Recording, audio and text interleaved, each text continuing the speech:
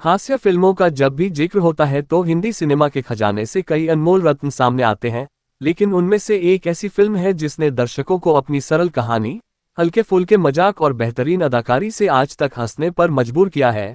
और वह फिल्म है 1975 में रिलीज हुई चुपके चुपके, जो अपने समय में तो हिट रही ही लेकिन आने वाले दशकों में उसे क्लासिक का दर्जा मिल गया। आज की इस खास एपिसोड में हम आपको इस फिल्म से जुड़े कई अनसुने किस्से सुनाएंगे, मगर किसी लिस्ट की तरह नहीं बल्कि एक बहती हुई कहानी की तरह, ताकि आपको लगे जैसे आप खुद उस दौर में लौट गए हो जब यह फिल्म बनी थी। तो चलिए शुरुआत करते हैं उस दौर से जब हिंदी सिनेमा में कॉमेडी फिल्मों की एक अलग पहचान बन रही थी और फिल्मकार लगातार कुछ ऐसा रच रहे थे जिसे दर्शक परिवार के साथ बैठकर देख सकें।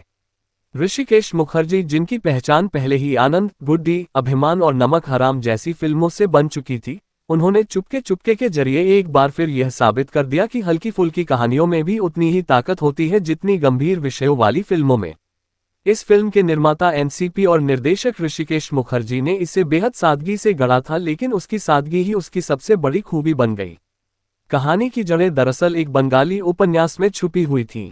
उपेंद्र नाथ गांगुली ने 1952 में एक उपन्यास लिखा था छद्मवेशी, जिस पर साल 1971 में एक बंगाली फिल्म भी बनी और फिर ऋषिकेश मुखर्जी ने उसी कहानी को हिंदी दर्शकों के लिए ढाल दिया।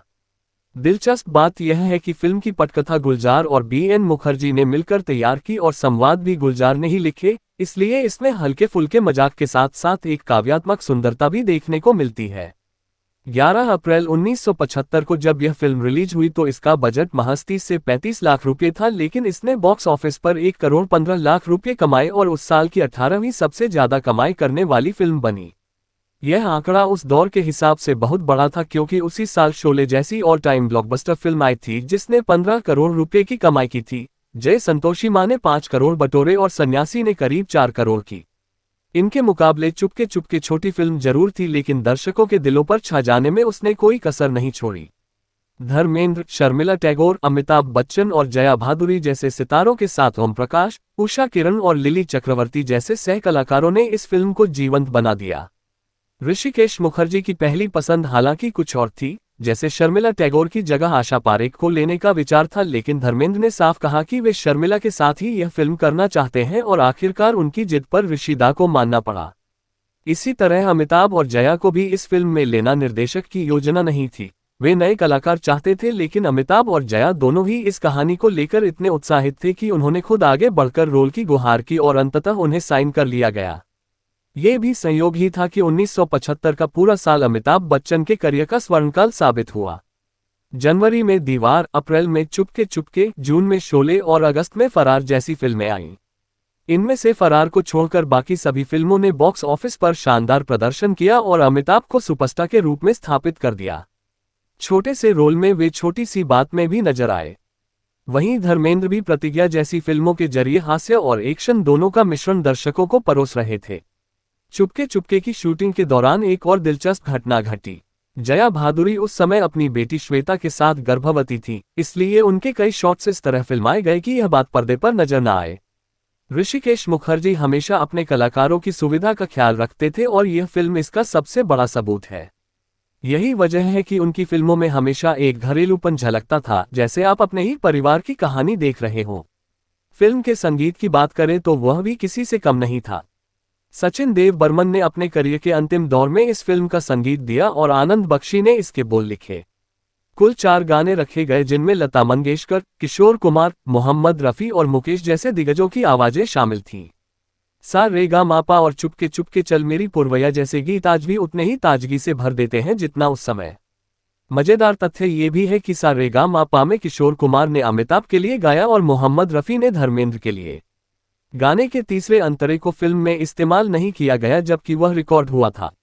वहीं बागों में फूल खिलते हैं का शुरुआती म्यूजिक 1969 की फिल्म प्यार ही प्यार से काफी मेल खाता था, लेकिन इसमें संगीतकार की गलती नहीं थी बल्कि म्यूजिक अरेंजर की थी। इस फिल्म की शूटिंग का एक हिस्सा प्रोड्यूसर एनसीपी के बंगले में भी हुआ। बाद में ये बंगला अमिताभ बच्चन ने खरीद लिया और उसका नाम रखा जलसा। आज ये बंगला उनकी शान है और हर रविवार को यहाँ उनके चाहने वालों की भीड़ जमा होती है। लेकिन उस जमाने में एनसीपी ने ये बंगला क्यों बेचा था, इसकी भी एक कहानी है। दरअसल उस इलाके में तब आबादी कम थी और अपराधियों का खतरा ज्यादा। एक बार तो रोहन सिप्पी के अपहरण की कोशिश भी हो गई थी, जिसके बाद एनसीपी ने फैसला किया कि वे ये घर बेच देंगे। जब अमिताभ ने इसे खरीदा तो उन्होंने पैसों से नहीं बल्कि फिल्म सत्ते पे सत्ता की फीस से इसकी कीमत चुकाई। यही नहीं, साल 1984 में जब सूर्य ग्रहण लगा और लोगों को घर से बाहर न निकलने की सलाह दी गई तो सरकार ने दूरदर्शन पर यही फिल्म प्रसारित कर दी। लोगों ने फिल्म देखकर समय बिताया और यह योजना सफल भी रही। सोचिए, एक फिल्म लोगों को घर के भीतर रोकने का भी जरिया बन सकती है। चुपके चुपके की लोकप्रियता का अंदाजा इस बात से लगाया जा सकता है कि यह फिल्म उस दौर में न सिर्फ हिट रही बल्कि कई सालों तक दूरदर्शन पर दिखाई जाती रही और हर बार दर्शक इसे उसी ताजगी के साथ देखते रहे। दिलचस्प बात यह है कि इस फिल्म को किसी भी बड़े अवार्ड समारोह में न तो नामांकन मिला और न ही कोई पुरस्कार, जबकि दर्शकों के बीच इसकी दीवानगी किसी भी पुरस्कार से कम नहीं थी। ये सच है कि 1975 में शोले जैसी फिल्म भी अवार्ड्स में लगभग खाली हाथ रही। ऐसे में चुपके चुपके का अनदेखा रह जाना कोई हैरानी की बात नहीं, लेकिन दर्शकों का प्यार ही इसका सबसे बड़ा सम्मान बन गया। इस फिल्म से जुड़ा एक और रोचक तथ्य है इसके संगीत का असर। सचिन देव बर्मन उस समय बीमार चल रहे थे, लेकिन फिर भी उन्होंने अपने अनुभव और गहरे संगीत ज्ञान से ऐसे धुन तैयार किए जो कालजयी बन गए। खासकर सा रे गा मा पा गीत को लेकर जब यह निर्णय लिया गया कि इसमें किशोर कुमार और मोहम्मद रफ़ी दोनों की आवाजें होंगी तो सभी को लगा कि यह प्रयोग सफल होगा या नहीं, लेकिन नतीजा अद्भुत रहा और आज ये गाना हिंदी सिनेमा के सबसे लोकप्रिय डुएट्स में गिना जाता है। यहाँ तक कि गाने का तीसरा अंतरा भी रिकॉर्ड किया गया था, लेकिन फिल्म में उसे इस्तेमाल नहीं किया गया। यही वजह है कि आज संगीत प्रेमी इसे ढूंढते हैं और सुनकर हैरान होते हैं कि इतने प्यारे बोल फिल्म में क्यों नहीं रखे गए। फिल्म के निर्माण से जुड़ी एक और घटना भी कम दिलचस्प नहीं। जया भादुरी, जो उस समय अपने मातृत्व काल में थी, उन्होंने शूटिंग के दौरान बहुत ध्यान रखा कि उनकी हालत दर्शकों की नज़र में न आए।